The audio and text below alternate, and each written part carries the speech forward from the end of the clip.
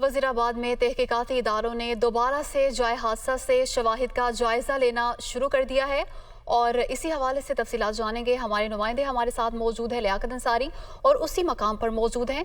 जी लियाकत, बताइएगा कौन कौन से शवाहिद हैं जो अभी तक इकट्ठे किए गए हैं?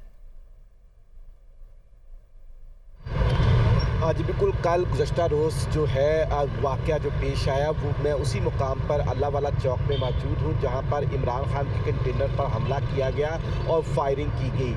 क्योंकि कल जब हमला हुआ तो उसके बाद रात का वक्त हो गया था, तो शवाहिद को इकट्ठा कल रात भी किया था। फोरेंसिक टीम जो थी वो आई, क्राइम सीन इन्वेस्टिगेशन ऑफिसर जो है यहाँ पर पहुँचे और CTT के हुकाम ने भी जहाँ पर जाए हादसा से चीज़ों को इकट्ठा किया। हमारे कैमरामैन दिखाएंगे कि अब ये वही कंटेनर है जिस पर कल इमरान खान सवार थे और बिल्कुल एग्जैक्ट कंटेनर को वापस उसी लोकेशन पर लाकर खड़ा कर दिया गया जहां पर यह हमला हुआ था। देखा जा सकता है कि यहां पर एक इत्तफाक मोटर रेंट ए कार की शॉप है, उसके साथ ही जो है एक मैकेनिक शॉप है और उसके साथ ही एक ऐसी इमारत है जहां से खड़े होकर भी हाइट से बुलंदी पर फायर किए जाने का खदशा जाहिर किया जा रहा है। तो आज जो है वो दोबारा से तहकीकाती अदारे जो है दिन की रोशनी में अब शवाहिद जो है उनको इकट्ठा कर रहे हैं। तकरीबन 6 से 7 जो है वो क्राइम सीन इन्वेस्टिगेशन के जो हुकाम थे वो यहाँ पर पहुँचे हैं, CTT के हुकाम यहाँ पर पहुँचे हैं और यहाँ पर हादसे की जगह का जायज़ा लिया है। दोबारा से कंटेनर का टॉप जो है यानी छत को चेक किया गया है जहाँ से गोली जो है